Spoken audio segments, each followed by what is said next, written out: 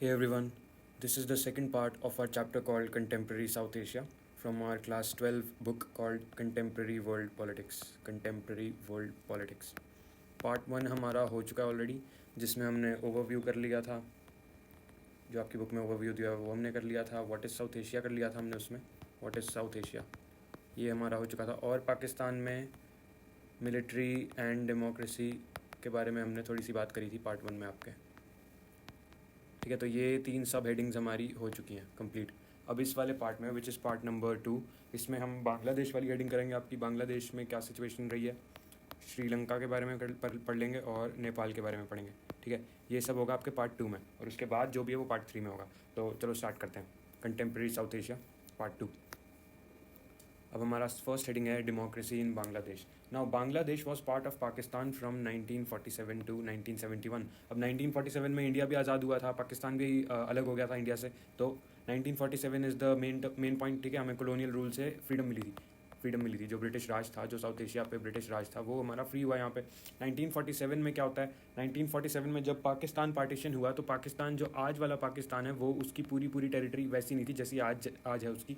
उसमें वेस्ट पाकिस्तान जिस एक कैटेगरी थी और था एक ईस्ट पाकिस्तान। ठीक है, अब सिर्फ ये एग्जिस्ट करता है वेस्ट पाकिस्तान वाला हिस्सा, इसको हम इसको पाकिस्तान बोलते हैं। बट पहले ऐसे ये दो डिस्टिंक्शंस हुआ करते थे कि एक होता था वेस्ट पाकिस्तान आपका, दूसरा होता था east Pakistan. East Pakistan modern day Bangladesh को बोलते थे, मॉडर्न डे बांग्लादेश। तो ये इसका पहले नाम हुआ करता था ईस्ट पाकिस्तान। तो ये पहले इंडिया से अलग होता है, फिर ये बनता है ईस्ट पाकिस्तान, और उसके बाद ये बनता है बांग्लादेश। ठीक है, बांग्लादेश बनता है। तो 1947 में ये हुआ। 1947 से 1971 तक आपकी ये बांग्लादेश, जिसको आप ईस्ट पाकिस्तान बोलते थे, ये पाकिस्तान के अंडर था। ठीक है, it consisted of the partitioned areas of Bengal and Assam. Bengal और असम ईस्टर्न इंडिया में जो हमारे स्टेट्स हैं, उसमें से जो पार्टीशनड एरियाज़ थे जो ईस्ट पाकिस्तान में चले गए थे, वो कंसिस्ट करता था ये। ठीक है, उनके एरियाज़ कंसिस्ट करता था ये। The people of this region resented the domination of western Pakistan. अब प्रॉब्लम क्या हुई, वेस्टर्न पाकिस्तान वाली ये जो पाकिस्तान मूवमेंट थी ना, पाकिस्तान मूवमेंट थी हमारी, ये हैवीली डोमिनेटेड थी वेस्ट पाकिस्तान लेड आपकी अथॉरिटीज़ के द्वारा। तो वेस्ट पाकिस्तान आपका यहाँ फॉल करता है। ठीक है, इंडिया यहाँ फॉल करता है, और यहाँ हमारा छोटा सा ये बेचारा ईस्ट पाकिस्तान, जिसको आप बोलते हो बंगाल वाला रीजन। ये अब हुआ क्या, यहाँ पे सारा आपके मेन पावर सेंटर्स इस वाले एरिया में होता है। ये इतनी दूर रहा है, आपका साउथ एशिया के बिल्कुल ऑपोजिट एंड में आपका ईस्ट पाकिस्तान फॉल करता है। तो ऑब्वियसली इसका नेचुरल एक कॉन्सिक्वेंस होगा कि जो ईस्ट पाकिस्तान वाला जो एक ये आपका रीजन है, ये वेस्ट पाकिस्तान के अंडर दब जाएगा। ठीक है, उसकी हेजेमनी के अंडर ये अपनी इन्फ्लुएंस दिखाएंगे, क्योंकि यार इतने इंसिग्निफिकेंट है। ऊपर से ये जो साउथ एशिया है आपका, साउथ एशिया है जो आपका, उसके इस कोने में है ये, ईस्ट में, बिल्कुल ईस्ट में, और वो सबसे नॉर्थ वेस्ट में वेस्ट पाकिस्तान आपका। तो नेचुरली ये इश्यूज़ तो आएंगे, जिसकी वजह से क्या होने लगा, इनमें इश्यूज़ आने लगे। One of the main issues being Urdu imposition. अभी जैसे अब हमारे टाइम में हिंदी इम्पोजिशन होता है, तो वैसे ही उर्दू इम्पोजिशन भी उसका ही मुस्लिम वर्जन कह लो। ठीक है, क्योंकि Hindi and Urdu come from the same language called Hindustani. तो उर्दू इम्पोजिशन, उनका ये जो इस्लामिक रेडिकलिज्म चल रहा था, तो उसका पार्ट ये उर्दू इम्पोजिशन भी था। अब उर्दू पाकिस्तान वाला जो वेस्ट पाकिस्तान वाला एरिया है, वहाँ पे तो इम्पोज हो रही थी। ठीक है, वहाँ पे तो चलो वो मूवमेंट कोई लीड कर रहे थे, तो वो उन्होंने अपनी भी लैंग्वेज उड़ा रखी थी, क्योंकि Urdu is not the language of originally, it is not the language of modern day Pakistan. Urdu हमारे दिल्ली NCR वाले एरिया की लैंग्वेज है, उर्दू एंड हिंदी दोनों, जो कि हिंदुस्तानी जो आपका एक भाषा है वो वहाँ पे बनी थी। तो उर्दू वहाँ पे भी इम्पोज हो रही थी। अब वहाँ पे तो चलो ये इम्पोज कर रहे हैं, कोई दिक्कत नहीं, इनको इतनी ज़्यादा मुश्किल नहीं आती थी। बट प्रॉब्लम क्या है, बंगाल वाला रीजन वो बिल्कुल ही दूर है। अभी आप मॉडर्न डे बंगालीज को भी देखो, उनको हिंदी बोलने में बहुत प्रॉब्लम आएगी। अब आप सीधा कह रहे हो कि हम आप पे हिंदी इम्पोज करेंगे या उर्दू इम्पोज करेंगे, तो प्रॉब्लम आएगी ना। तो ये आप एक तो एलिनेटेड फील कर रहे हैं आपकी बाकी की कंट्री से, क्योंकि सारी की सारी कंट्री आपकी इधर है। एलिनेटेड फील मतलब अलग होना, फील एलियन फील करना। तो इनको वैसे इनसे कोई रिलेशन इनको आता नहीं था कि यार ये हमारा तो इनसे कुछ लेना देना है नहीं रिलीजन के अलावा। दूसरा, आपकी लैंग्वेज भी अलग है। आप बोलते हो बंगाली लैंग्वेज, आपको उर्दू का एक दो कुछ भी शब्द आता है नहीं ज़्यादा ढंग से, तो प्रॉब्लम आएगी। अब वो कह रहे हैं कि आप अपनी इस लैंग्वेज को उड़ा दो, जैसे हमने अपनी लैंग्वेजेस डिस्ट्रॉय कर दी, सिंधी, पंजाबी, पश्तो वगैरह वो सब हमने उड़ा दी तो उर्दू के लिए, तो आप भी अपनी बंगाली लैंग्वेज हटा दो। यहाँ पे प्रॉब्लम है, क्योंकि जो बंगाल वाला रीजन है ये हमेशा से अपनी लैंग्वेज, अपने कल्चर को बड़ा प्रिजर्व रखता है, इवन तो चाहे रिलीजियस डिफरेंसेज हो, बट ये अपनी लैंग्वेजेस वगैरह को बड़ा रिस्पेक्टफुली देखते हैं। तो इनको ये पसंद ही नहीं आया कि हमें उर्दू नहीं चाहिए। ठीक है, जिसकी वजह से ढेर सारे इशूज़ होने लगे। और बाकी तो थे कि आपकी जो वेस्टर्न पाकिस्तानी वाली जो डोमिनेशन थी वो प्रॉब्लमेटिक कर रही थी, कि वो लोग इनको एक तरह से मिसट्रीट ही करते थे, कि इनको इक्वली ट्रीट नहीं ट्रीटमेंट नहीं मिलता था कि तुम तो यार साइड वाले हो, तुम तो उधर के हो बंगाल के लोग, तो तुम्हारा क्या हमारे उसमें, तुम तो छोटे हो, ऐसा, ठीक है। उनको वो निचला दिखाने की कोशिश होती थी कि you are inferior than us. तो यहाँ पे हम थोड़े देखते हैं कि कलरिस्ट एंड रेसिज्म वाले इश्यूज़ भी हैं हमारे, कलरिस्ट इश्यूज़ एंड रेसिज्म, ठीक है। Racism is also at play है। तो यहाँ पे ये दूसरे इश्यूज़ भी आ रहे हैं, हमारा थोड़ा रेशियल डायनामिक्स आ रहे हैं। तो ये हमारा एक थोड़ा बैकड्रॉप है, ये इस हेडिंग को समझने के लिए ये हमारा बैकड्रॉप है, जो कि 1947 से 1971 तक ये क्या गड़बड़ हो रही थी, जिसकी वजह से इवेंचुअली हमारा बांग्लादेश की क्रिएशन होने लगती है। तो प्रोटेस्ट होने लगते हैं, ठीक है। अब ये सब जो हो रहा है तो उसके अगेंस्ट प्रोटेस्ट होने लगते हैं। प्रोटेस्ट किसके अगेंस्ट होने लगते हैं? आपकी लैंग्वेज इंपोजिशन के अगेंस्ट, ठीक है। लैंग्वेज क्यों हम पे थोप रहे हो, आपका कल्चरल इशूज़, कल्चर क्यों अपना थोप रहे हो, ठीक है। वो सब कुछ चेंज करवाने की बात कर रहा था वेस्ट पाकिस्तान की, तुम्हारे कपड़े भी चेंज कराएंगे, सब कुछ बदलवाएंगे हम, कि तुम्हारा कल्चर भी दूसरा फॉलो करोगे, हमारे वाला फॉलो करोगे। तो वो अपने ही नशे में चल रहा है, तो ये सारे इशूज़ होने लगे। और ऑब्वियसली गवर्नमेंट में ज़्यादा पार्टिसिपेशन बंगाल वाले रीजन को मिल नहीं रहा था, ठीक है, ईस्ट पाकिस्तान को यानी मिल नहीं रहा था उसमें, तो जिसकी वजह से प्रोटेस्ट होने लगे। अब प्रोटेस्ट को लीड करती थी हमारी एक पर्सनैलिटी, इनका नाम था शेख मुजीबुर रहमान, ठीक है। ये इंपॉर्टेंट पर्सनैलिटी है, इन्होंने उन प्रोटेस्ट को लीड करा था। Had led the popular struggle against west Pakistan domination, he demanded autonomy for the eastern region. अब ऑटोनॉमी का मतलब क्या होता है? ऑटोनॉमी, ठीक है, इसका मतलब क्या हुआ? इसका मतलब होता है फ्रीडम, कि हमें आज़ाद कर दो, हमें छोड़ दो, हमें तुमसे लेना देना नहीं है कुछ, हमें जाने दो, हमें अपनी अलग कंट्री बनानी है। तो he demanded autonomy for the eastern Pakistan region in the 1970 elections. अब ये प्रोटेस्ट को लीड भी कर रहे थे, और ये जो लोगों की डिमांड थे उनको वॉइस कर रहे थे, ठीक है। लोगों की डिमांड को वॉइस कर रहे थे कि ऐसा ऐसा है, हमारा ये है। और फिर हमारी यहाँ पे एक पार्टी आती है अवामी लीग, जो इन्हीं के लीडरशिप में थी। इन्होंने इस पार्टी ने क्या करा, इलेक्शंस जो है ना हमारे 1970 वाले जो इलेक्शंस थे, उसमें उसमें इस पार्टी ने ये जीत गई, पार्टी ये जीत गई। अब जीत गई तो होना क्या चाहिए था, इनकी डिमांड्स को फॉलो करना चाहिए था। बट जो आपकी वेस्ट पाकिस्तान डोमिनेशन थी, उसने यहीं से, अब अभी हमने पार्ट 1 में भी पढ़ा था ना, कि वो शुरू से ही इलेक्शन के प्रोसेस को, डेमोक्रेसी के प्रोसेस को वो ज़्यादा रिस्पेक्ट दे ही नहीं रहा था पाकिस्तानी मूवमेंट। तो यहाँ पे भी यही अप्लाई करने लगे वो लोग। यहाँ इवन दो ये फेयर एंड स्क्वायर फेयरली ये इलेक्शंस जीती अवामी लीग, बट उसको इन्होंने उसको अटेंशन दी ही नहीं। जो आपको क्या बोलते हैं, उसको राइटफुली रिकग्नाइज़ करना चाहिए था कि तुम विनर हो, तो तुम्हें मिलेगी गवर्नमेंट, वो इनको दी नहीं गई। Won all the seats, Sheikh Mujibur रेड Awami League won all the seats in east Pakistan में सारी सीट्स जीत गई एंड सिक्योर्ड अ मेजॉरिटी, ठीक है। मेजॉरिटी मतलब आपकी गवर्नमेंट बननी चाहिए। अब अगर आपका फेयर इलेक्शन प्रोसेस है तो बननी चाहिए ना, मेजॉरिटी आपने हासिल कर लिया in the proposed constituent assembly for the whole of Pakistan, but the government dominated by west Pakistani leadership refused to convene the assembly. Convene का मतलब क्या होता है? Refuse to convene. कन्वीन का मतलब क्या होता है? असेंबली को कन्वीन करने के लिए इन्होंने रिफ्यूज़ कर दिया। अब कन्वीन का मतलब होता है कॉल, बुलाना। जब आपका इलेक्शन का रिजल्ट आता है, तो आप फिर जो रिजल्ट में जो लूज़र हुआ, जो विनर हुआ, उसके हिसाब से प्राइस डिस्ट्रीब्यूशन करते हो ना। जैसे फॉर एग्जांपल, तो जब विनर होता है उसको आप बुलाते हो ऑन द फ्लोर कि गवर्नमेंट बनाओ अपनी, ठीक है। इसको बोलते हैं कन्वीन करना, कि आपने बेसिक कन्वीन का सिंपल मतलब होता है कॉल करना, ठीक है। कॉल टुगेदर, असेंबल टुगेदर, उनको बुलाना कि आओ जी हम अपनी गवर्नमेंट बना लो आप, ठीक है। ये रहा फॉर्मल प्रोसेस के हिसाब से। ये वेस्ट पाकिस्तानी डोमिनेशन ने रिफ्यूज़ कर दिया, उन्होंने कहा नहीं हम नहीं होने देंगे। सो शेख मुजीब ये जो थे हमारे भाई साहब, इनको अरेस्ट कर लिया गया। मतलब कहाँ तो क्या हो रहा था, इनको ऑन दी अदर अरेस्ट कर दिया। तो आप देख सकते हो पाकिस्तानी जो ये आपकी मूवमेंट थी, ये हमेशा ही सही इलेक्शन प्रोसेस को रिस्पेक्ट कभी करा ही नहीं इन्होंने। तो ये सेम चीज़ ईस्ट पाकिस्तान में भी हो रही थी under the military rule of general Yahya Khan, ठीक है। याया खान ये एक और पर्सनैलिटी, हमने पार्ट 1 में भी पढ़ा था इनके बारे में कि कैसे इन्होंने पाकिस्तान को ख़राब इन्होंने करने में स्टार्टिंग में बहुत ज़्यादा इनका कॉन्ट्रीब्यूशन रहा है, ठीक है। The Pakistani army try to suppress the movements of the Bengali people. अब वो जो हमारे प्रोटेस्ट हो रहे थे, एक तो पहले ही हो रहे थे, पहले से ही टेंशन थी हमारी। उसके बाद जब इलेक्शन रिजल्ट हुए, फिर मे भी थोड़ा सिचुएशन ठीक हो जाती है अगर आप उनकी मेजोरिटी को रिकॉग्नाइज कर लेते। वो आपने करा नहीं, आपने बंदे को ही अरेस्ट कर लिया, उनके लीडर को ही अरेस्ट कर लिया, फिर तो लोग पूरा पागल हो जाएंगे ना, पागल हो जाएंगे वो पूरे। तो वही हुआ, लोग मच मोर डबल होने लगे। जितने भी प्रोटेस्ट वगैरह मूवमेंट्स होते थे, हमारे स्ट्रगल्स हो रहे थे उनके अगेंस्ट, वेस्ट पाकिस्तान के अगेंस्ट, वो और ज़्यादा होने लगे और मच मोर इंटेंस होने लग गए। तो वो होने लग गया, उसको रोकने के लिए, उसको दबाने के लिए, जो आपकी ये वेस्ट पाकिस्तान वाली जो ये डोमिनेशन है, आपकी गवर्नमेंट है पाकिस्तान की जो गवर्नमेंट थी, इन्होंने क्या करा, उसको दबाने के लिए ढेर सारी आपकी आर्मी ले आई है, और जो जितनी भी मूवमेंट्स हो रही थी उनको सप्रेस करने की कोशिश करी कि दबाएंगे हम इनको, इन सबको पकड़ के मारो बेसिकली। जिसकी वजह से क्या होता है, हमारा जो ईस्ट पाकिस्तान वाला जो रीजन था, वहाँ पे हम देखते हैं बहुत सारा एथनिक कॉन्फ्लिक्ट, जो हमने पार्ट 1 में पढ़ा था ना, एथनिक कॉन्फ्लिक्ट। तो एथनिक कॉन्फ्लिक्ट यहाँ पे है, ठीक है, कि क्योंकि जो वेस्ट पाकिस्तान वाले लोग थे उनकी एथनिसिटीज़ अलग है। उनकी एथनिसिटीज़ क्या है? पंजाबी, ठीक है, पश्तो, सिंधी, ये सब है उनकी एथनिसिटीज़। और यहाँ पे ईस्ट पाकिस्तान वाले लोगों की एथनिसिटी है आपकी ये बंगाली। तो यहाँ पे एथनिक कॉन्फ्लिक्ट होने लग गया। इन्होंने कहा कि ये इनको मारो, और आपके जो हमने दूसरे बात करें रेशियल डायनामिक्स, वो भी आने लग गए, ठीक है।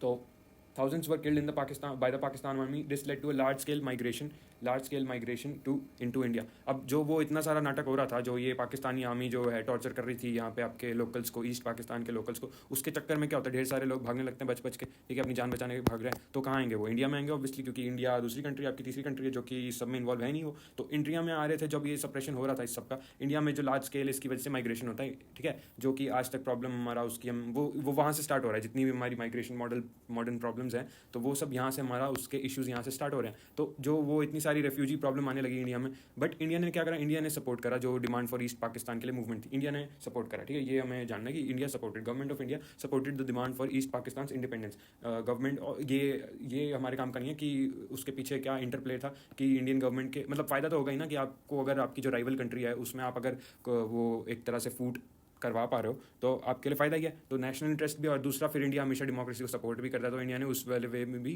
अपने प्रिंसिपल्स के ध्यान में रखते हुए आपकी जो ईस्ट पाकिस्तान की इंडिपेंडेंस मूवमेंट है उसको सपोर्ट करा, क्योंकि जो आपकी पाकिस्तानी आर्मी थी वहाँ पे बहुत ज़्यादा टॉर्चर कर रही थी, लोगों को जेनोसाइड कर रही थी बेसिकली, ठीक है। तो इंडिया ने सपोर्ट करा, इंडिया ने हेल्प करी बांग्लादेश की, विच एज अ रिजल्ट क्या हुआ, बांग्लादेश फॉर्म हुआ, हमारी कंट्री ऑफ बांग्लादेश 26 मार्च 1971, 26 मार्च 1971, ये हमारी डेट है, ये हमें याद रखनी है। अब आपकी बुक में क्या दिया हुआ है एंड में, it is given in a wrong format कि वॉर स्टार्ट होगी थी इंडिया और पाकिस्तान में 1971 में, और जिसके रिजल्ट में इंडिया जीत गया और फिर बांग्लादेश फॉर्म हुआ, ठीक है। ये आपकी बुक में लिखा ऐसे हुआ है, एंड में एंडिंग पैराग्राफ जो है उसमें ऐसा लिखा हुआ है कि ये दिसंबर 1971 में वॉर पहले हुई, ठीक है, और उसके बाद उसका रिजल्ट था कि इंडिया जीत गया और बांग्लादेश फॉर्म हुआ। ऐसा नहीं है, इंडिया तो जीत गया उसमें, बट बांग्लादेश उससे पहले ही फॉर्म हो चुका था, बांग्लादेश उससे पहले ही फॉर्म हो चुका था, 1971 के मार्च में हो चुका था वो। और जो इंडिया से टेंशन थी पाकिस्तान की, कि एक तो पहले यार तुमने सपोर्ट कर दिया बांग्लादेश को जो वो क्रिएट कर रहा था, उसके बाद फिर ये कंट्री भी आज़ाद करवा दी, तो वो टेंशन की वजह से इंडिया पाकिस्तान वॉर होती है 1971 के दिसंबर में, ठीक है। ये हमेशा याद रखना है। यहाँ पर हमारा बांग्लादेश वाला हिस्सा खत्म होता है। और हाँ, Bangladesh drafted it's constitution declaring faith in secularism, ठीक है, secularism.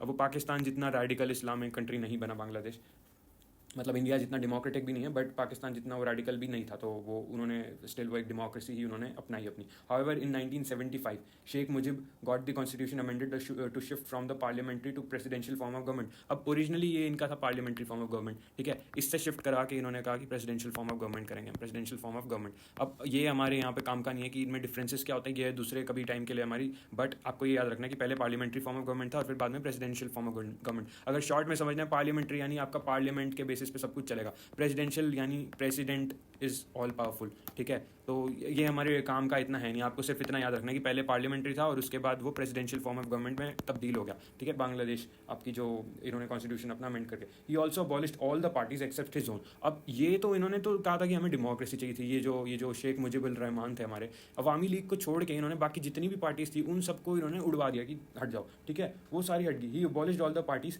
Accept his own, Awami League को छोड़ के बाकी सारी अबॉलिश करवा दी पार्टीज। और he also this led to conflicts and tension. अब यहाँ से अपनी बांग्लादेश की अपनी कॉन्फ्लिक्ट स्टार्ट हो रहे हैं, जो उनके इशूज़ खुद के इनके इशूज स्टार्ट होने लग गए कि वो आपस में ही उन्होंने, अब मल्टी पार्टी होनी चाहिए थी बट वो तो सब कुछ हटवा दिया, सिर्फ सिंगल पार्टी रूल उन्होंने एस्टैब्लिश करवा दिया। In a dramatic and tragic development he was assassinated in a military uprising in August 1975।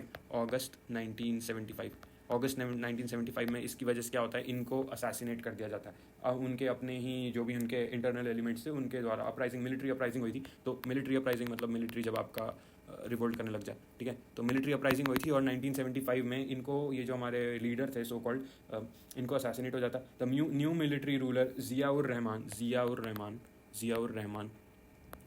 ठीक है, new military ruler formed his own Bangladesh national party. अब इन्होंने अपनी ओन बांग्लादेश नेशनल पार्टी इन्होंने फॉर्म कर ली, ठीक है। अब and it won elections in 1979 में क्या हुआ, ये इलेक्शंस जीत गए ये पार्टी, जिन्होंने ये असैसिनेट वाले जो आपका जो सेक्ट था एक आपका, जिन्होंने ये लीड करा था कि इनके अगेंस्ट लीड करो, ये क्या कर रहे हैं, तो उसने, हम देख रहे हैं कि पब्लिक ओपिनियन किसके सपोर्ट में था। 1971 में ये जीत गई ना, तो पब्लिक ओपिनियन हमें दिख रहा है कि ये इनके अगेंस्ट ही था पब्लिक ओपिनियन, कि यार ये तुमने सारी ये सब क्यों अबॉलिश करी है, पहले तो अभी हम वेस्ट पाकिस्तान से छूट गया, अब तुम ये अपना अलग सी अजीब सी डिक्टेटरशिप सी एस्टैब्लिश करने पर लगे हुए हो, ठीक है। नाम तुमने सेक्युलर बोल दिया बट फिर कर तो तुम्हारे एक्शंस कुछ और ही हैं, तो यहाँ पे हमेशा एक आ जाएगा कॉन्फ्लिक्ट सा। Students were in the forefront. हमें ये जो मूवमेंट हुई थी हमारी 1979 में जो इलेक्शन जीता था, और ये जो अवामी लीग के डोमिनेशन के अगेंस्ट जो मूवमेंट हुई थी, इनको स्टूडेंट्स ने लीड करा था, ठीक है।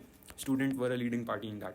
तो अच्छा, अगर ये कोई कॉम्पिटेटिव एग्जाम वाले अगर ये कोई वीडियोस देख रहे हैं तो उनके लिए ये इंपॉर्टेंट इन्फॉर्मेशन है, क्योंकि उनके लिए ऐसे क्वेश्चंस आते हैं कि स्टूडेंट्स कौन कौन से सोसाइटी के सेक्शंस ऑफ सोसाइटी कौन कौन से थे जिन्होंने डोमिनेट करा था ऐसी मूवमेंट्स को, सेक्शंस ऑफ सोसाइटी। तो हमारे जो 1979 वाला स्ट्रगल था आफ्टर बांग्लादेश फॉर्म्ड, और उनका आपस में जो इंटरनल स्ट्रगल था, उनका आपस में जो लड़ाई हो रही थी इंटरनल स्ट्रगल, उसमें ये 1979 वाला जो हमारा ये आता है सिग्निफिकेंट पॉइंट, इसको किसने लीड करा था मूवमेंट्स को? स्टूडेंट्स ने यहाँ पे लीड करा था, सबसे आगे थे वो लाइन में, ठीक है। स्टूडेंट्स वो in the forefront. Ershad was forced to allow political activity on a limited scale. He was later elected as president for 5 years, ठीक है। अब ये एरशाद, ये इतना मतलब आपको सिर्फ नाम याद रखना है, बाकी इतना इंपॉर्टेंट है नहीं ये इंसान। Mass public protest were made, Ershad step down in 1990, ठीक है। मतलब इंपॉर्टेंट तो है, बस क्या बोलते हैं, आपको ज़्यादा इसमें कंफ्यूज नहीं होना, ठीक है। इरशाद आपका ये बाद में आता है इंसान, तो प्रेसिडेंट था 5 years के लिए, और फिर प्रोटेस्ट के चलते चलते 1990 में हट गए ये भाई साहब। तो elections were held in 1991। Since then the representative democracy on a multi-party elections has been working in Bangladesh. Multi party, अब अगेन ये नाम का ही मल्टी पार्टी है। 1991 के बाद वापस ये मल्टी पार्टी सिस्टम एस्टैब्लिश करा गया, बट आपकी एनसीईआरटी बुक में एडिशनल कॉन्टेक्स्ट दिया नहीं हुआ। बट अगर मैं आपको थोड़ा सा दे दूँ तो मल्टी पार्टी सिस्टम ये नाम का ही था, क्योंकि इलेक्शंस हो जाते थे रिग, और शेख हसीना को भी डिक्टेटर बोलने लग गए थे ना लोग। अभी जैसे रिसेंटली वो देश छोड़ के भाग गई, जो रिसेंट डेवलपमेंट्स हुई हैं बांग्लादेश में, कहने को मल्टी पार्टी सिस्टम था, बट अगेन वो इसी की फेवर में ही चल रहा था, इनके फेवर में। तो वो चेंज हुआ है अभी रिसेंटली, जो कि आपकी बुक में है नहीं। बट हाँ, अगर आपकी बुक के हिसाब से जाए तो 1991 के बाद से जो इलेक्शंस हुए थे हमारे वहाँ पे बांग्लादेश में, they represented a multi party form of government, multi party system, ठीक है। वो यहाँ पे of representative government, representative democracy, ठीक है। ये फॉर्म ऑफ गवर्नमेंट है हमारा जो चलता आ रहा था, आपको ये लिखना है। बाकी जो लेटेस्ट डेवलपमेंट्स है जो अभी रिसेंट टाइम्स में हुई है, वो सब हमारे काम का इतना होना नहीं चाहिए, क्योंकि उसमें अपडेट आएगा तो उस पर क्वेश्चन ना ही आए, बट अगर आएगा तो वो आपके टीचर्स वगैरह वो सब आपको करेंगे। तो ये था हमारा जो पर्सनैलिटीज़ थे, शेख मुजीबुर रहमान, फिर वो ज़िया, ठीक है, वो वाला रहमान, और ये तीसरा इंसान lieutenant general Ershad, lieutenant general HM Ershad. ये हमारे 3 पर्सनैलिटीज़ थे इसमें, ठीक है। ये सब हमारा, अब हमारा बांग्लादेश वाला जो सेक्शन है वो कंप्लीट हो चुका है। नेक्स्ट हमारा है नेपाल ना, मोनार्की एंड डेमोक्रेसी इन नेपाल। अब इस वाले टॉपिक में भी हमें थोड़ी सी इसकी हिस्ट्री समझनी पड़ेगी, इसका एक कॉन्टेक्स्ट समझना होगा। Nepal was a Hindu kingdom before and then a constitutional monarchy in the modern period, constitutional monarchy in the modern period. अब यहाँ पे ये मॉडर्न पीरियड किसको रेफ़र कर रहे हैं? ये आपके 1960s वाले ज़माने को रेफ़र कर रहे हैं, 1960s 70s ये वाला ज़माना, ठीक है। इस ज़माने को ये कॉन्स्टिट्यूशनल मोनार्की के मॉडर्न पीरियड को बोल रहे हैं। अब कॉन्स्टिट्यूशनल मोनार्की होती है तो फिर उसमें उसका मतलब क्या होता है? उसका मतलब होता है कि किंग एग्जिस्ट करेगा आपका, है ना, किंग एग्जिस्ट करेगा। अब हम क्या देखते हैं नेपाल में कि क्योंकि कॉन्स्टिट्यूशनल मोनार्की एग्जिस्ट कर रही थी जब ये बन गए थे, तो उसकी वजह से लोगों में डिज़ायर आने लग गया to they wanted a more responsive government, ठीक है, a more responsive and open government में ओपननेस होनी चाहिए। तो ये लोगों में नेचुरली डिमांड आने लगी, ठीक है, कि कॉन्स्टिट्यूशनल मोनार्की तो होगी। वो और आगे बेसिकली डिमांड कर रहे थे कि हमें we should be more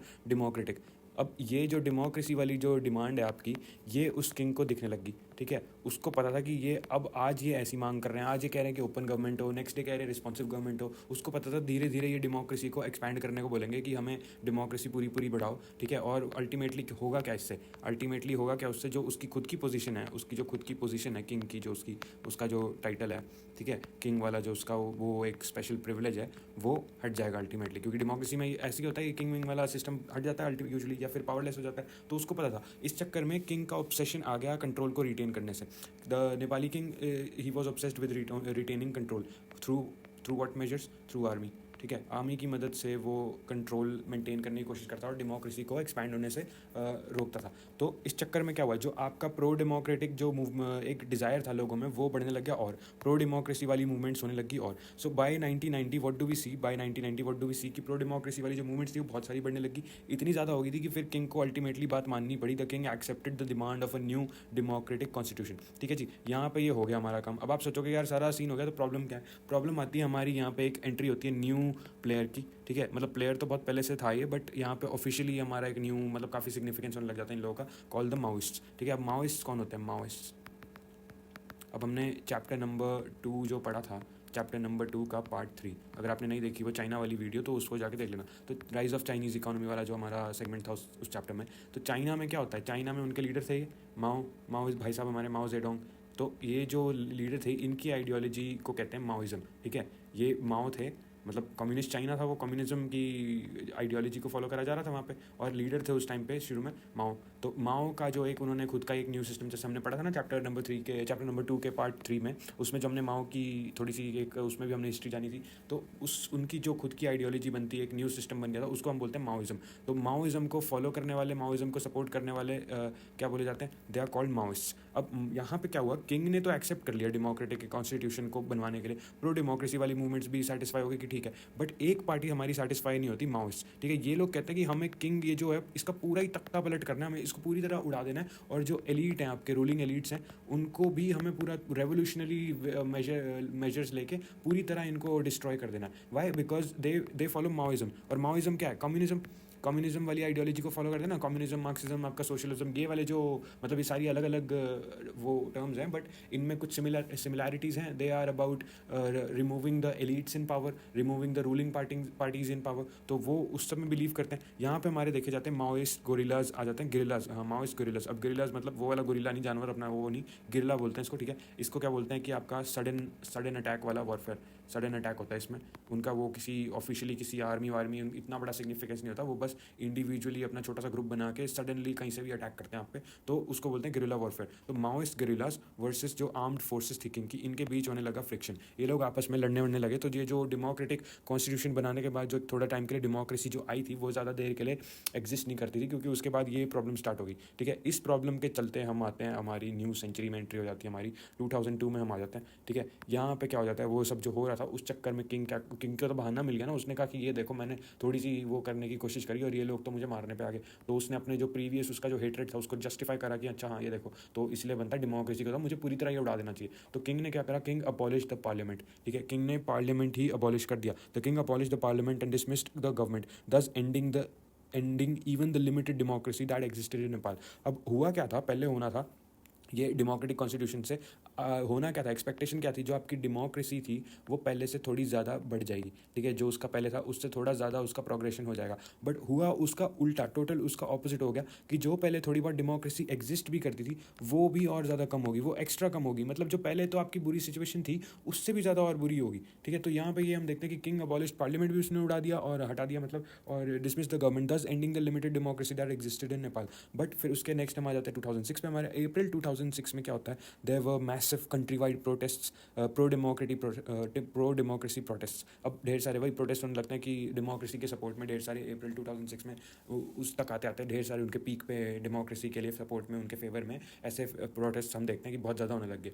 and they were largely non violent in nature, मतलब उसमें इतना ज़्यादा वायलेंस इन्वॉल्व नहीं था, मारधार इन्वॉल्व नहीं थी, वो नॉन वायलेंस के पाथ पे ही चल के उन्होंने ये प्रोटेस्ट करे कि पीसफुल प्रोटेस्ट थे, peaceful as in without any form of physical attack. तो लार्जली मतलब मोस्टली, ऐसा नहीं कि मतलब थोड़ा बहुत तो हुआ होगा कहीं ना कहीं मारधाड़, बट लार्जली मोस्टली वो नॉन वायलेंट थे। अब this non violent movement protest was led by the 7 party alliance, SPA। ठीक है, ये हमारा थोड़ा इंपॉर्टेंट चीज़ हो जाती है, ये याद रखना हमें। The largely non violent movement was led by 7 party alliance, the Maoist and social activist. तो इसमें कौन कौन से लोग थे, एक तो ये हमारी SPA थी, फिर इसके अलावा हमारे और कौन थे, माओइस्ट जो पहले लड़ रहे थे वो अब यहाँ आ गए, तो माओइस्ट थे, और हमारा एक और party social activist, normal social activist, मतलब ये लोग इंडिविजुअल टाइप्स, तो ये लोग थे, ये सारे मिलके इन्होंने इन नॉन वायलेंट मूवमेंट को, इस नॉन वायलेंट मूवमेंट को लीड करा। ठीक है, ये हम देखते हैं अप्रैल 2006 में, अप्रैल ऑफ 2006। इसके बाद क्या होता है, हमारा आ जाता है 2008। तो 2008 में Nepal transition to democracy is almost complete, यहाँ पे हम देखते हैं कि कंप्लीट होने लग गया। अब वो 2008 आते आते डेमोक्रेसी में पूरी तरह नेपाल ऑलमोस्ट बन चुका है। ठीक है, तो undergone a unique movement in its history because it form the constituent assembly that drafted the constitution for Nepal. ये सब हो गया था, ये सब मतलब बेसिकली जो प्रोसेस होता है आपका कॉन्स्टिट्यूशनल प्रोसेस जो होता है वो सब हो रहा है हमारा, वो सब लिखा है, आपको बस उसको एक रीड थ्रू कर लेना है। Some sections in Nepal thought and nominal monarchy was necessary for Nepal to retain its link with the past. The Maoist groups agreed to suspend arm struggle, उन्होंने अग्री कर लिया कि हम ये मारधाड़ थोड़ी, ये जो अपना आर्म स्ट्रगल है इसको हम रोक देंगे। ठीक है, they wanted the constitution to include the radical programme of social and economic restructuring. अब उनकी जो माओइस्ट आइडियोलॉजी के हिसाब से वो कुछ प्रिंसिपल्स में मानते हैं। ठीक है, तो वो चाहते थे कि ये जो कॉन्स्टिट्यूएंट असेंबली जो न्यू कॉन्स्टिट्यूशन बना रही थी नेपाल का, वो चाहते थे कि उसमें ये थोड़े से ऐसे प्रोग्राम्स डाले। ठीक है, the include the radical programme of social and economic restructuring, कि जो आपका सोसाइटी है और आपके जो इकोनॉमिक स्टेटस हैं लोगों के, इकोनॉमिक आपका जो डायमेंशन है ऑफ नेपाल, उसका वो चाह रहे थे कि उसका रीस्ट्रक्चरिंग हो, उसको पूरा चेंज करा जाए, ठीक है। तो वो चाह रहे थे कि इन एटलीस्ट इन सबके प्रोग्राम्स का मेंशन इनको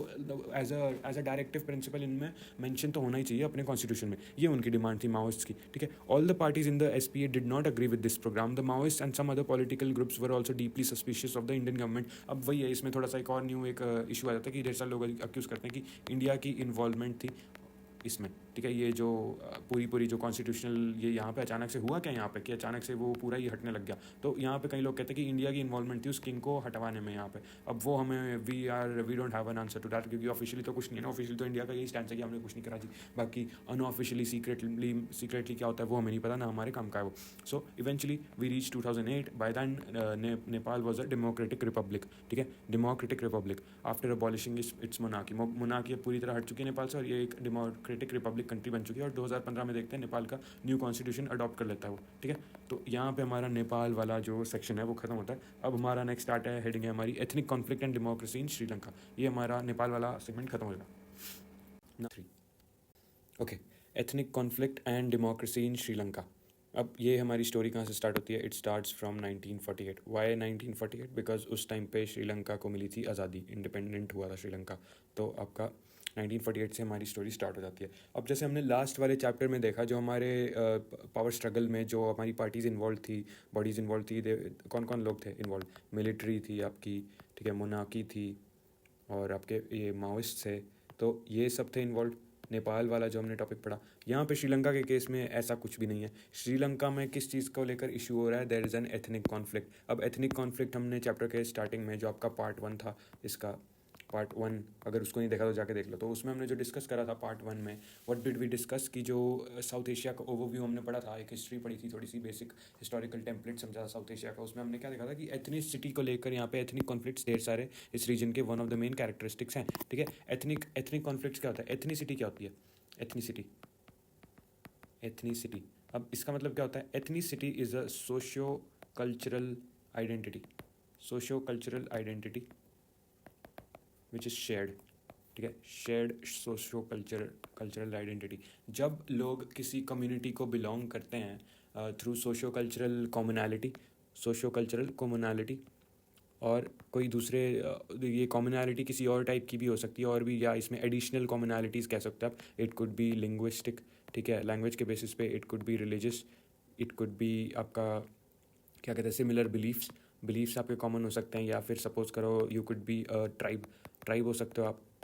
तो ये सब, आप ऐसा कोई फिक्स्ड वो नहीं है, आप बस एक कॉमन कम्युनिटी, आप एक common cultural socio cultural identity को जब बिलोंग करते हो और सारे एग्री करते हो उसके शेयर्ड बिलीव्स पे, और हाँ अपने आप को उससे आप एक्नॉलेज करते हो, उससे रिकग्नाइज करते हो, तो उसको बोलते हैं आपकी एथनिसिटी, ठीक है। अब एथनिसिटी जब ढेर सारी होती है तो उनमें डिफरेंसेस आते हैं तो उनमें कॉन्फ्लिक्ट होते हैं, उनमें लड़ाई होती है, फ्रिक्शन आता है उनमें, तो उसको हम बोलते हैं एथनिक कॉन्फ्लिक्ट, जो कि हम इस वाले टॉपिक में देख रहे हैं। श्रीलंका में डेमोक्रेसी और एथनिक कॉन्फ्लिक्ट का क्या एक स्ट्रगल चल रहा है। Now after independence, politics in Sri Lanka was dominated by forces that represented the majority Sinhala community. अब श्रीलंका जब आज़ाद हुआ आपका 1948 के बाद, जो यहाँ पे पावर डायनेमिक्स चल रहे थे, इट वाज सिन्हाला कम्युनिटी, जो यहाँ की, जो आपका कह सकते हो उनको, जो ओरिजिनल मतलब जो नेटिव है, मोर नेटिव, मतलब नेटिव तो कोई भी किसी भी जगह का नहीं है, बट जो तमिल से भी वहाँ पे पहले रहते थे, जो वहाँ पे ओरिजिनली या फर्स्ट रहते थे, ठीक है, ओरिजिनली भूल जाओ, वहाँ पे पहले रहते थे, हमेशा से रहते आए हैं श्रीलंका में वो। तो सिन्हाला कम्युनिटी के जो लोग हैं, ये एक अलग कम्युनिटी है।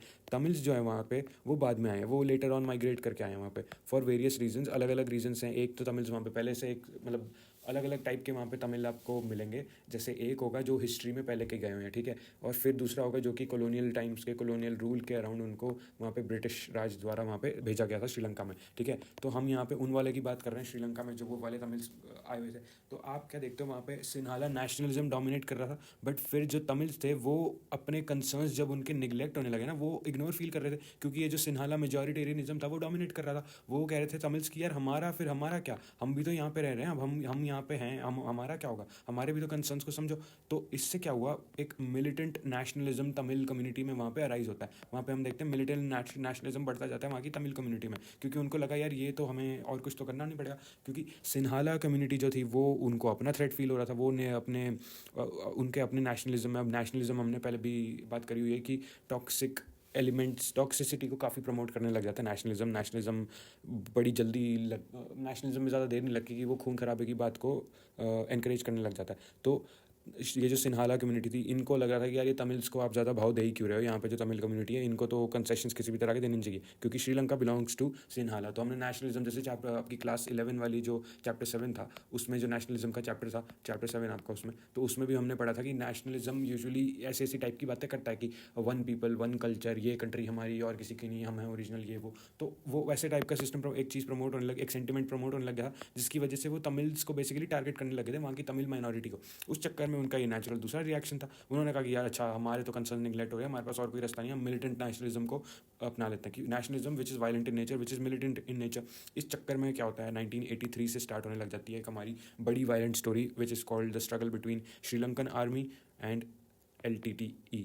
ठीक है, लिट्टे बोलते हैं इसको, LTTE, लिट्टे। ठीक है, तो इसकी फुल फॉर्म क्या है ये याद रख लेना, Liberation Tigers of Tamil Eelam. Eelam का मतलब क्या होता है, एलम वहाँ का तमिल में लोकल वर्ड है फॉर श्रीलंकन आइलैंड। श्रीलंका का जो आइलैंड है उसको तमिल लोकल लैंग्वेज में एलम बोलते हैं। ठीक है, तो Liberation Tigers of Tamil Eelam. तो लिट्टे वर्सेस जो श्रीलंकन आर्मी का जो स्ट्रगल है, बड़ा ही वायलेंट, बहुत ही फेमसली वायलेंट स्ट्रगल है, ये स्टार्ट हो जाता है आपके 1943 से। ठीक है, इनमें आपस में ढेर सारा मारधाड़ स्टार्ट हो जाती है, लड़ाई स्टार्ट हो जाती है, और अपने अपने इंटरेस्ट को परस्यू करने के लिए वो लोग आपस में स्ट्रगल करने लग जाते हैं। और काफ़ी स्ट्रगल सिग्निफिकेंट हो जाता है, वाई, बिकॉज जो वहाँ की तमिल मिलिटेंट नेशनलिज्म है वो काफ़ी कंट्रोल श्रीलंका में लेने भी लग जाता है। जो फॉर एग्जांपल श्रीलंका के जो नॉर्थ ईस्ट वाले एरियाज़ हैं उस पर उसका कंट्रोल वो काफ़ी डोमिनेट करने लग जाता है। ठीक है, तो वो अपना अपनी कि हम अपनी तमिल कंट्री बनाएंगे, हम अपना अलग, श्रीलंका अपना अलग होंगे, ये वो वैसी टाइप की बातें लिट्टे करने लग जाता है। तो इससे क्या होने लग जाता है, श्रीलंकन जो प्रॉब्लम थी, ये जो हमारा हम स्ट्रगल देख रहे हैं, इसमें क्या होता है, अब तमिल्स जो हैं, तमिल्स कहाँ कहाँ एग्जिस्ट करते हैं, मतलब अब तो मॉडर्न ज़माने में तो बहुत जगह पे एग्जिस्ट करते हैं वो, बट प्राइमरीली साउथ एशिया में, साउथ इंडियन सब कॉन्टिनेंट में वो लोग कहाँ कहाँ एग्जिस्ट करते हैं। एक करते हैं इंडिया के सदर्न मोस्ट स्टेट में, विच इज़ कॉल्ड तमिलनाडु। ठीक है, वहाँ एग्जिस्ट करते हैं। दूसरी जगह एग्जिस्ट करते हैं उसके उस इवन सदर्न दैन तमिलनाडु एक कंट्री है विच इज़ कॉल्ड श्रीलंका। ठीक है, ये दो जगह हैं जहाँ पे तमिल्स एग्जिस्ट करते हैं। Tamil is a ethno linguistic identity, तो it is also an ethnicity as well as a linguistic identity. तो एथनो लिंग्विस्टिक आइडेंटिटी बोलेंगे तमिल को, तो it is an ethno linguistic identity. और ये एग्जिस्ट करते थे ये दो जगहों पे। तो इंडिया का जो ये है आपकी, ये यहाँ पे भी एग्जिस्ट कर रहे हैं तमिल, और फिर ये आपका जो श्रीलंका है यहाँ पे भी एग्जिस्ट कर रहे हैं। तो ये दोनों जगह पे अब जो यहाँ पे जो लोग स्ट्रगल में हैं वो अपने इश्यूज़ में फंसे हुए हैं, वो जो यहाँ पे रह रहे हैं इंडियन तमिल्स हैं, इनको फील होने लग गया, इनके लिए एक हमदर्दी होने लग गई कि यार ये क्या कर रहे हो। इन्होंने, ये जो यहाँ पे तमिल है, इन्होंने अपनी गवर्नमेंट को, दिल्ली मतलब आपका इंडियन गवर्नमेंट को बेसिकली ये प्रेशर करना स्टार्ट करा कि आप यार कुछ कर क्यों नहीं रहे हो, ये हमारे जो लोग हैं श्रीलंका में मर रहे हैं, इनका आप कुछ कर क्यों नहीं रहे हो। तो उस पर जो इंडियन गवर्नमेंट पे प्रेशर बढ़ना स्टार्ट हो गया। अब इंडियन गवर्नमेंट पहले भी मीडिएट करने की कोशिश तो करती थी, बट यहाँ पे वो प्रेशर इतना डेवलप हो गया कि इंडियन गवर्नमेंट 1987 में the government of India for the first time, ठीक है, गॉट डायरेक्टली इन्वॉल्व। डायरेक्टली, इससे पहले इनडायरेक्टली दूर से कि कर लो जी, बातचीत कर लो ठीक ठाक, मतलब वो होता है ना कि ऑफिस आप अपनी कैपेसिटी में करते ही हो एज अ कंट्री, अगर आपके नेबरहुड में कुछ प्रॉब्लम हो रहा है वो आपस में, बट यहाँ पे डायरेक्ट इन्वॉल्वमेंट हो रही थी, डायरेक्टली इन्वॉल्व हो रही थी फॉर द फर्स्ट टाइम 1987 में फर्स्ट टाइम इन्वॉल्व होने लगती है। और फिर इसका क्या हम रिजल्ट देखते हैं, India sign an accord with Sri Lanka and sent troops to stabilise relations between Sri Lankan government and Tamils. अब इंडिया ने अपने थोड़े से डिफेंस फोर्सेज वहाँ पे भेज दिए थे श्रीलंका में भेज दिए वहाँ पे कि यार ये जो इश्यूज़ है इसको थोड़ा सा तुम सॉर्ट आउट करने की सोचो, क्योंकि लोग बहुत एक दूसरे को मार रहे हैं, खून खराबा बहुत हो रहा है, थोड़ा सा एक मीडिएशन करो थोड़ी सी वहाँ जाके। अब इस चक्कर में क्या हुआ, the presence of Indian troops was not like by Sri Lankans. वहाँ पर जो आपका लोकल श्रीलंकन लोग थे उनको ये प्रेजेंस उनकी इंडियन ट्रूप्स की पसंद नहीं हुई। उन्होंने कहा तुम्हारा क्या लेना देना यार, हमारा क्या। ठीक है, जो आपकी जो लिट्टे जो आपका वो तमिल वाली जो मूवमेंट कर रहे थे, ये लोग भी इंडियन आर्मी से लड़ने लग गए। ये डायरेक्ट कॉन्फ्लिक्ट में, मतलब गई तो वहाँ पे वो सॉल्व करनी थी इंडियन आपकी फोर्सेस, बट ये डायरेक्टली जिसमें इन्वॉल्व नहीं होना था वो उसी में इन्वॉल्व होंगे, लिट्टे से लड़ने लग गए। ठीक है, इनसे तो लड़ने लग गई, और जो बाकी के जो सिन्हाला वाले श्रीलंकन्स थे, ठीक है, वो लोग भी कह रहे हैं कि यार ये इंडिया का क्या काम है, हमारा इंटरनल मैटर है ना, ये इंटरनल अफेयर्स है, हमारे इंटरनल अफेयर्स है, तो उसमें इंडिया का क्या लेना देना, वो क्यों हमारे इश्यूज़ में इन्वॉल्व हो रहा है। इंडिया कोई हमारा वो थोड़ी ना कि बड़ा भाई आके सॉल्व करेगा, हम आपस में देख लेंगे। तो वो लोग भी इंडिया से गुस्सा होने लग गए। इस चक्कर में क्या हुआ, 1989 में इंडियन पीस कीपिंग फोर्सेज जो थी वो श्रीलंका से आउट हो जाती हैं। उन्होंने कहा यार हम निकल रहे हैं यहाँ से, ये तो देख लो अपना क्या तुम्हारा क्या इशू हो रहा है। तो ये एक बड़ा एक मतलब थोड़ा एक फेलियर ही कह सकते हैं आप उनका, ठीक है। तो इंडिया उस चीज़ में ये यहाँ पे सॉल्व तो कुछ हुआ ही नहीं, इशू एक फेल और हो गया और सिचुएशन काफ़ी ख़राब चल रही थी। तो Sri Lankan crisis continue to be violent, उसके बाद भी ये वायलेंस चलता रहा इनका, तो वो सॉल्व तो कुछ नहीं हुआ। 90s में भी वो चलता रहा, 89 के बाद भी वो 90s में चलता रहा, ठीक है, चलता रहा। और फिर उसके बाद जो थोड़ी सी दूसरी कंट्रीज़ है, for example Scandinavian countries like Norway and Iceland, they उन्होंने थोड़ा सा सॉल्व करने की बात, उसकी वजह से उन्होंने थोड़ा सा मीडिएशन करा, और जिसकी वजह से 2009 में आते आते आपका जो लिट्टे था इट वैनक्विश्ड, ठीक है। वैनक्विश्ड का मतलब क्या होता है? वैनक्विश्ड मतलब खत्म हो जाना, ठीक है, एंड हो गया इसका, खत्म हो गया है, ठीक है, दी एंड हो गया इसका। तो लिट्टे हम 2009 में देखते हैं ये इसका खत्म हो गया था। अब इस सब के बाद हमारा एक वे फॉरवर्ड आ जाता है, उससे अब श्रीलंका आगे बढ़ चुका है, ठीक है। अब हमारा एक वे फॉरवर्ड यहाँ पे क्या है कि in spite of all that conflict Sri Lanka has registered considerable economic growth and recorded high levels of HDI।